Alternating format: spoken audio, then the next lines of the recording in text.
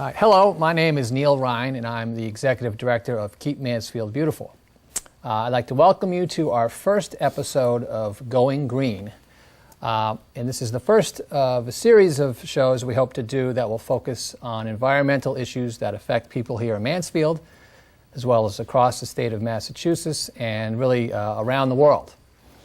And this program is part of our ongoing efforts to make Mansfield a cleaner, greener place to live, work, and play. Today I'm joined by Nancy Wall. Welcome, Nancy. Thank you. Nancy is a founding member of Keep Mansfield Beautiful and one of our most passionate supporters. And then our special guest today is Michelle Lee Guiney. Did I pronounce that correctly? Yes, you did. Michelle is a sustainability consultant and Recycle America manager at Waste Management. So welcome, Michelle. Thank you.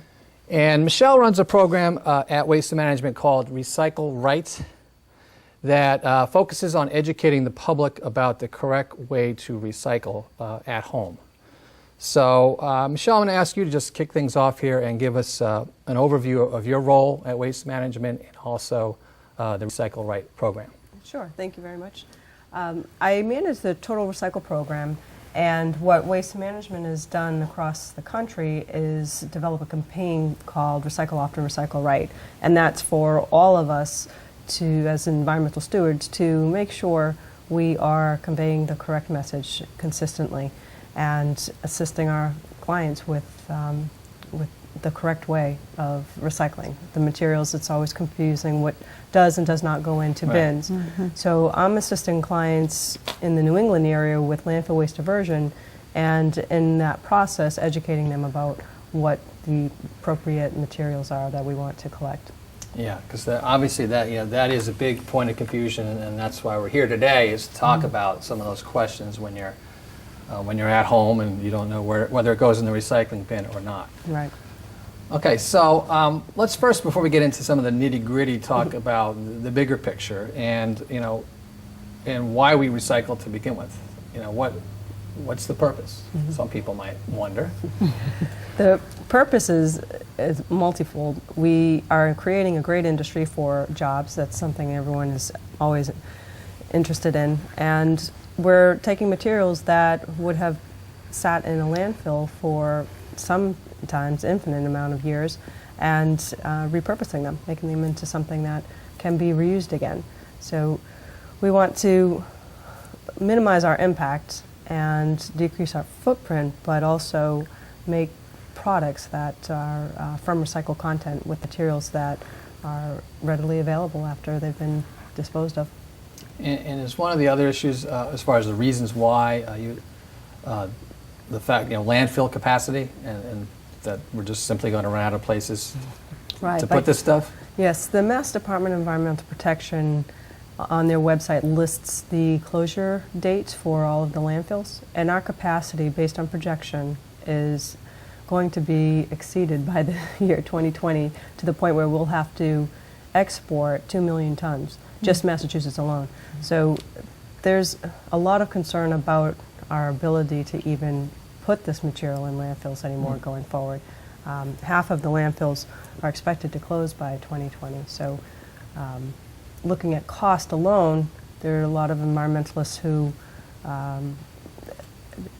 look at the green impact as far as what's good for the environment, but the green impact as well as what's good for the pocket. And economically, when you look at having to export that material, obviously the increase in price between fuel, transportation, disposal is exponentially higher. It's going to cost the taxpayers. Sure. Ultimately, we'll all be paying for it. Sure. All right. So once we have the single stream recycling here in Mansfield, and the truck comes by every week, and off it goes. Where does it go? We take the material here to our material recovery facility, which is abbreviated as MRF.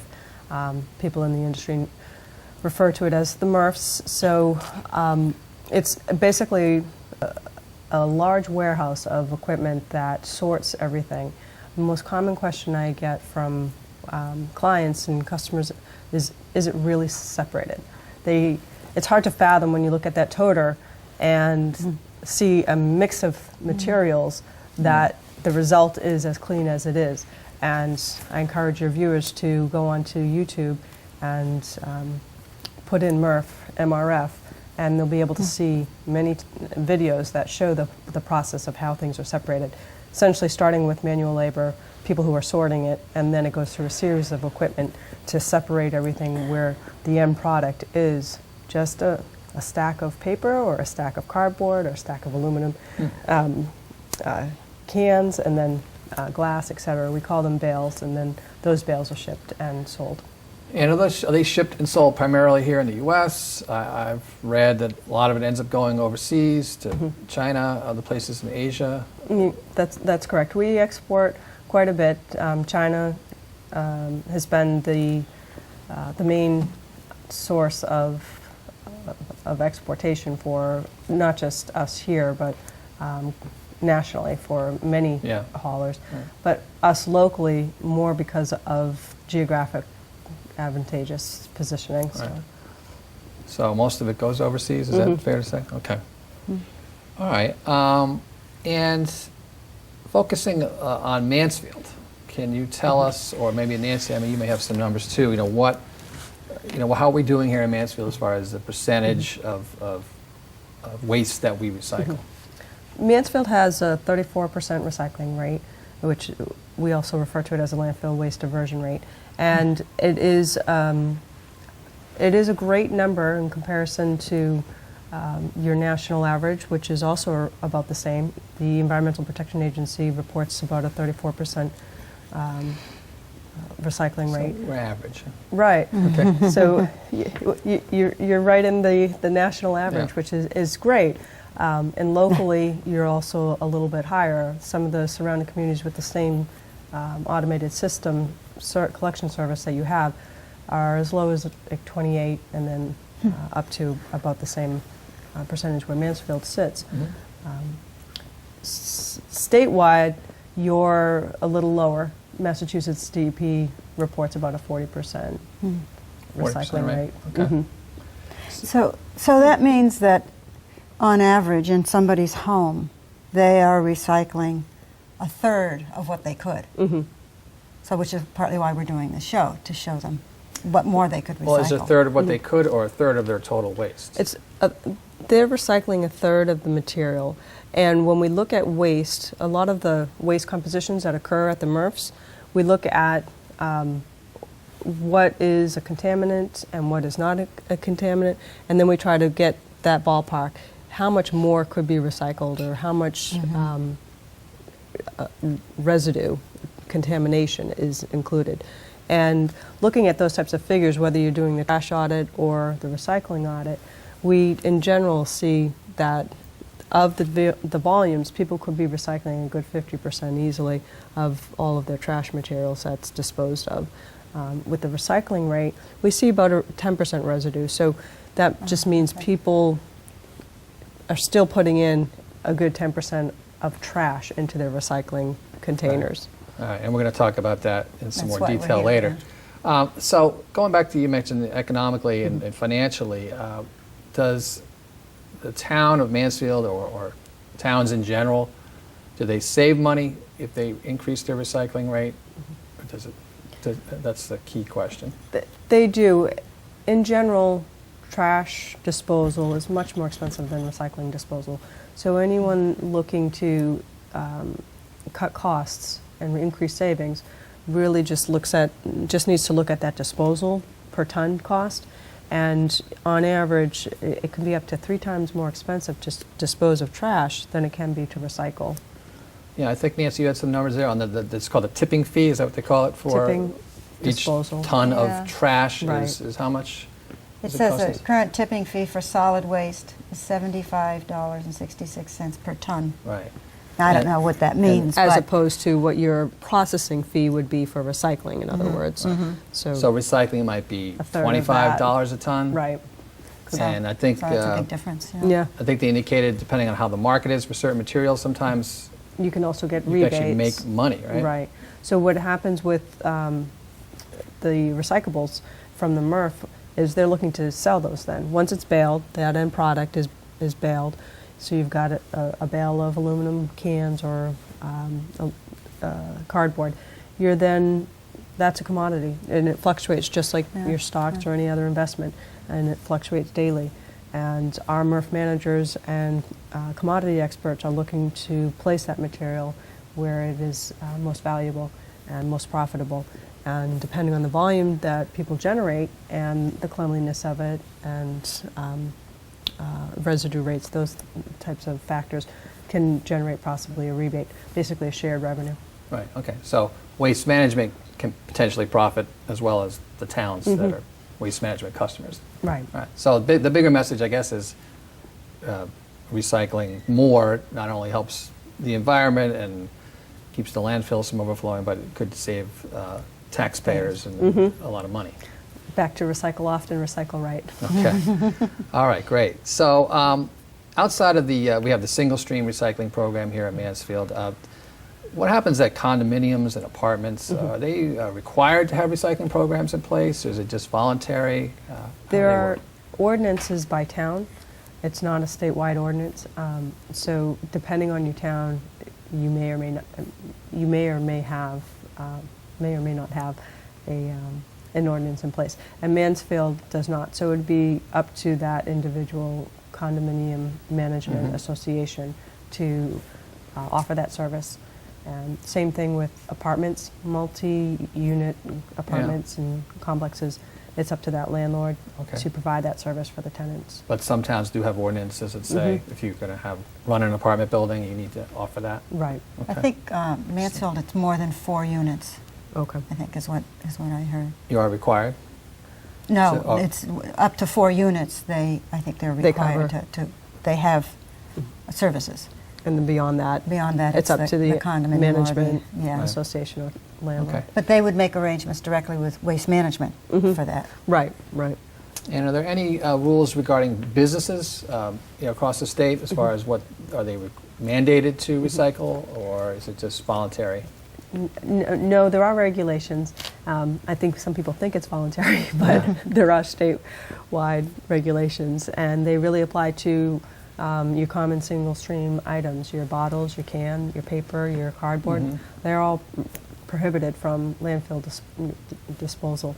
However, that there's still work to be done there. There's education necessary on the commercial side as well as the residential side to increase that recycling and increase the compliance with the statewide regulations. And in addition, they just added another waste ban item, which is the food waste, on top of the regular single stream recycling items. Right. And then they've always had hazardous waste regulations and other items that are banned from landfill waste disposal. Yeah, so it sounds like it's an issue of enforcement in large regards. I'd read an article about, I hadn't realized that I guess convenience stores, gas stations, there's a law, I believe, that says they need to offer recycling to customers because most of the products being consumed there are iced tea and coffee and so forth.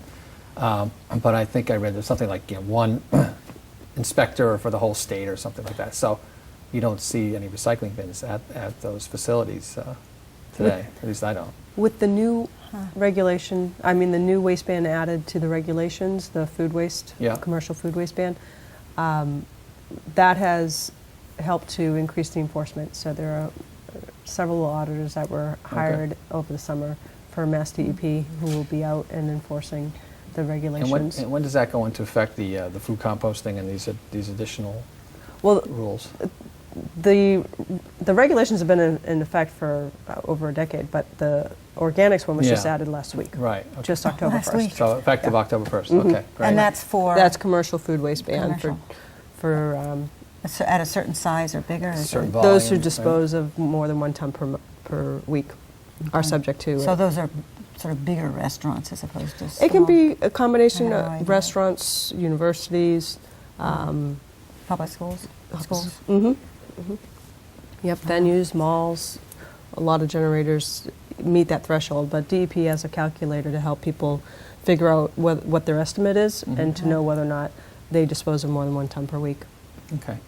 All right, so let's shift back to the recycling program here in Mansfield, the residential recycling. As you know, some people are passionate recyclers. Others don't seem to care at all. And then I think there's a lot of people in the middle who kind of want to do the right thing, but they don't really know how to do the right thing. So that's what we want to get into in some more detail. And I understand one of the big issues for waste management and other companies is contamination, which is the mixing of non-recyclables with recyclables. Right. So can you talk about why that's a problem? You know, what problem does it cause downstream once it's collected? Sure. Unacceptable items or contaminants include the major ones: plastic film and food. And when you talk about plastic film, it's anything from the grocery bags to your bubble wrap for packaging, anything that stretches, all that type of stretchy plastic material. The reason Saran wrap? Saran wrap, all of that, sandwich bags, that plastic, when you pull it apart and you see that stretchiness, that is not what we're looking for in single stream recycling. The reason being, it gets caught up in the equipment, and it actually causes plant stoppage time, which of course then adds to increased processing costs and time. So the major issue there is to bring that back to the supermarkets who have the infrastructure to recycle that type of plastic film now. It's not that it's not recyclable, which is a common misconfusion. It's recyclable in a different plant. So different equipment's needed and different processing techniques are utilized for recycling it. So it literally gums up the works. And is there an acceptable contamination rate, you know, as far as if you exceed it, will they reject a town, you know, the recycling that you're getting from a town? We try to work within a 10% threshold, and that allows for the food waste, the liquid waste, the not unacceptable items, whether it's a plastic film or polystyrene, those types of materials, and then try to work with our customers to decrease the contamination when it is exceeding that threshold. Okay. All right, so we want to get into some more detail here, so we're going to take a break and move over to our table here where we've got a goodie bag with some items that we're going to ask you to identify whether they are recyclable or not. So we'll take a break and we'll be right back. Okay, welcome back. We're discussing recycling best practices with Michelle Lee Guiney of Waste Management and Nancy Wall of Keep Mansfield Beautiful. So we're going to talk in some more detail about some of the decisions that we need to make in the home when we're taking out the trash and we're trying to figure out whether a certain item is recyclable or not. So we're going to play a little game called Trash It or Recycle It. So Michelle, Nancy's going to take you through some of these items, and you could tell us where it goes, and then maybe explain a little bit maybe why in some cases a certain item is recyclable or not. Well, we have foil here. Aluminum foil is perfectly fine in your recycle bin as long as it's not soiled, as this one is. So Okay, trash. good. Recycle. Oh, recycle. I thought you said it was soiled. Okay, it's Recycle. clean. Good. And the cardboard like that? Cardboard like this is perfectly fine also in your recycle bin. So it's just not any film on it. How How about some of these plastic bags, bubble wrap? This is the number one contaminant we were talking about a minute ago.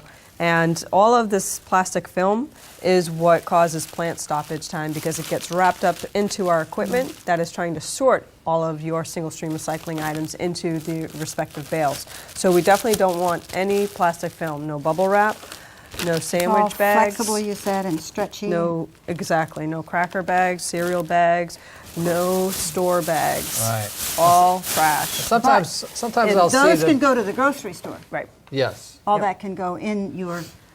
And sometimes bag I'll see here. people with trash bags full of recycling inside the single stream bin. I assume you don't want them in a bag. Right. No plastic film whatsoever. Right. And the best thing to do is if you want to line your inside bin at home and then dump it into your toter cart outside. That way you can keep the residue, your inside bin residue free, and then just empty your recyclables into your toter that's outside for waste management to come and collect. But do check with your local grocer if they will accept plastic bags for recycling. Just because it's not a single stream recycling acceptable material doesn't mean it's not recyclable. It just is something that we can't process in the plant equipment that we have. Okay. And you'll know that in your recycle bin at home, if you don't put anything in there that's wet or has food, it's not going to be, you're not going to have that kind of stickiness Residue, in there. right. So you can just put everything in the Exactly. You toter really on the- shouldn't need Right. a plastic liner.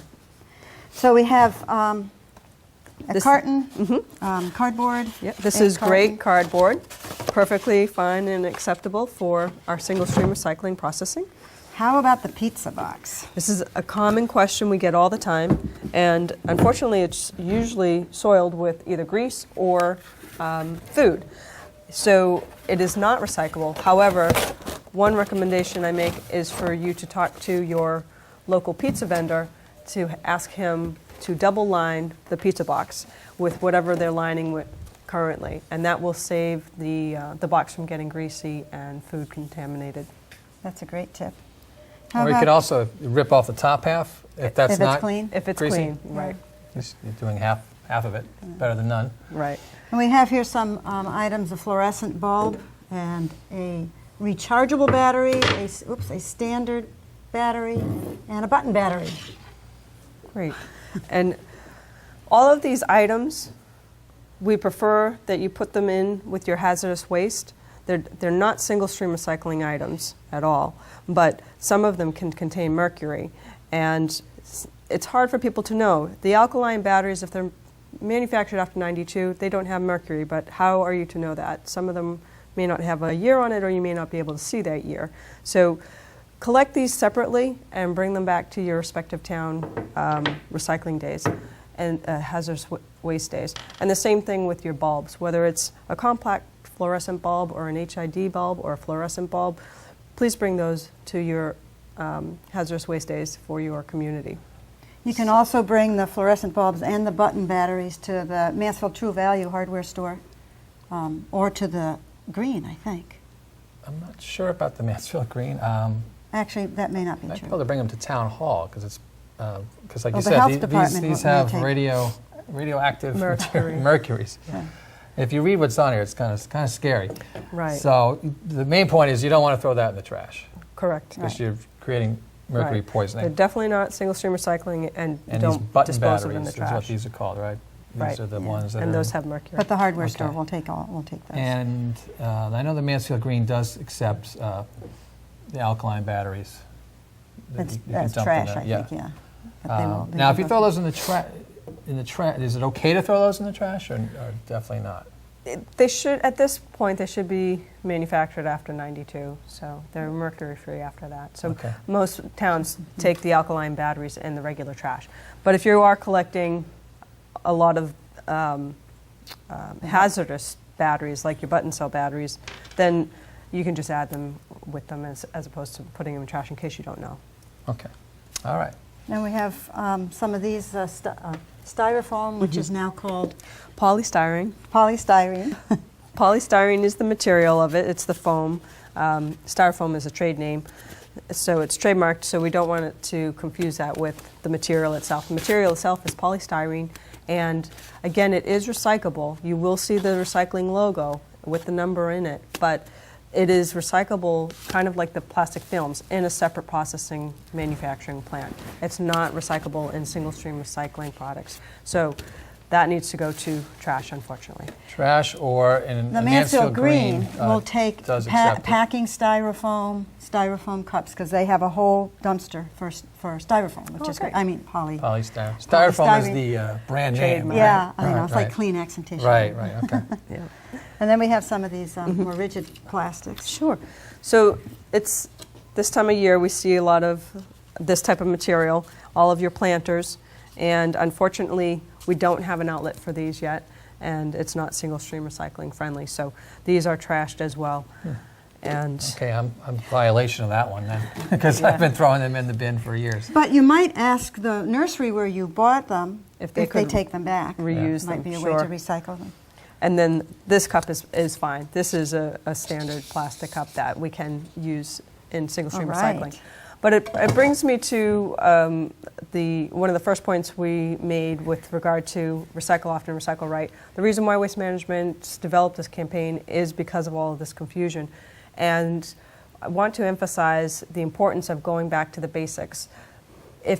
When in doubt, throw it out. If you're not sure, throw it out. Concentrate on the materials that you do know that are easy, simple to remember. Your bottles, your cans, your paper, your cardboard. That's all single stream recycling friendly. And that's a lot of what we have. It is, Right. yep. To dispose of. Right. We have a metal tin. Yep, we can put that into That's recycling. metal. And another container that This is happens to recycle not friendly. be polystyrene, but Polypropylene. polypropylene either. No, it is polypropylene. Polypropylene. All right. Oh, well, either way. What about milk cartons? I know we didn't have one here, but those have the wax coating, so those are not recyclable. They correct? are actually. Oh, they are. Cartons, depending on the MRF capability, the MRF is, again, the Material Recovery Facility. The abbreviated name is MRF. Depending on the MRF capabilities, it is sorted and recycled. So up in our Billerica plant on the North Shore, we have that capability, and the Carton Council has been actively involved with many schools and many municipalities to try to increase the capture rate of the cartons and be extended producers have the extended producer responsibility for recapturing their material to recycle it. Okay. So Mansfield residents can recycle their milk cartons, their orange juice cartons, any of those cartons with the waxy film. That's definitely Wow. a change. I don't I'm think going to people get knew another that. barrel out of this. I think the town needs to update its website because I think it specifically says those well, are not I was recycled. definitely under the impression. All right. So a couple of other quick questions. And then we were going to just review. Well, we've sort of Yeah. done. No, there were. Okay, sorry. There were some. Did you things want in to there. go Some over trash things, just some other things here? quick things. Again, we want you to concentrate on the easy things: bottles, cans, paper, cardboard. And there's some common confusion about other miscellaneous items. We'll just show you real quick. There's no apparel, no flimsy film like this. These little packaging have no Battery use. containers. Right. Yeah, okay. No use for the single stream. We've got cups with your wax lining, sneaker. We've got this odds and ends we do actually see at the MRF. Yeah. Another type of planter. Any of this cellophane type film, we don't want those either. Got a little switch plate there, not recyclable either. Oh, piece of wood. No, thank you. There's a lot of that. All right. So that's a good refresher course there. Now, what about the items? You know, if you've got a recyclable container, plastic, let's say like a peanut butter jar, where it's virtually impossible to get all the peanut butter out of there. What should you do with that? We ask residents to clean it as best as they can. So we're assuming you're using that product, so you've probably emptied it for the most part with consumption. But whatever residue is left, to do like a shake and rinse. So it's not contaminated with more than that small threshold of allowable food and liquid waste. Okay. And I understand glass is easier to clean out than plastic. I heard that somewhere. I'm not sure if that's true. I'm going to go home and try that to have some more peanut butter. Yeah.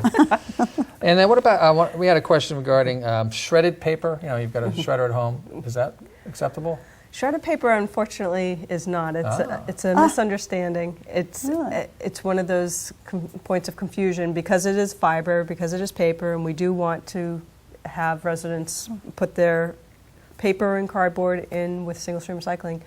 You would automatically assume shredded paper is okay. Unfortunately, it's too small once it is shredded to actually get captured in the plant. The plant is a large operating equipment that doesn't get things that usually are under about 4 inches. All right. Well, that's So they could take it to a shredder. I'm guilty. And they have I'm a way guilty of that They have one, a way too. of handling it, right? That's two Yeah. I'm guilty of. So Okay. milk cartons are in, shredded paper's out. Okay.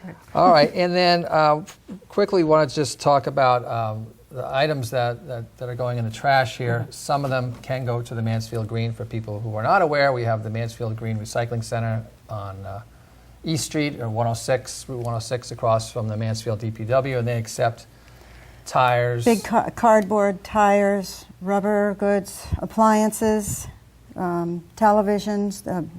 Well, if anybody who's been there, you can see lawnmowers and barbecues, any kind of metal, big metal items, steel. Used motor oil. Used so motor really oil. almost Yeah. anything They're that very you can't get rid of accommodating. at the curbside, you can take down there. And then we just You can get more information about the Mansfield Green at our website, which is keepmansfieldbeautiful.com. Click on recycling, and there's a link to the town website, which may need to be updated as a result of today's discussion. Good. And then also we'll probably summarize some of these key points and put it on our website as well, some of the things we learned here I today. just want to put in a plug for composting. And you want to say something about composting? I do. I want to say something about, oh, look, there's a container. Wow. So I'm just putting in a plug for composting, because if you have food waste that does not have meat in it or meat products, you can compost it. This is my little compost container here I have by the sink. You can put in paper towels. I always wondered how many times can paper be recycled. And I learned 3 times, and then it becomes a paper towel. So goes in the in the compost. And also coffee grounds with my coffee filter. That and all kinds of food items, garden scraps. Oops. So I just encourage people to think about recycling if they have a little. And then where does it go after it's in It goes in the backyard. Yeah. It goes in a corner. Just dump it in a corner, cover it with a little bit of dirt or leaves, and the worms will just eat it up, and they'll love it. And your garden will love it the next year. Okay. So that's Excellent. my plug for compost. All right. All right. So thank you, Michelle, for helping us today. It's some You're very great welcome. information, very helpful. Hopefully people have learned a little bit about how to recycle right at home. So thank you for watching. If you have any questions, you can email us at beautify@mansfieldma.com. And of course, visit our website, keepmansfieldbeautiful.com. You can follow us on Facebook and on Twitter. And if you have any ideas for future topics you'd like us to discuss, please email us. And we will talk to you in the future. Okay. So thank you, Nancy. Great. Thank you, Neil. Thank you. And I hope today's program will help you recycle right.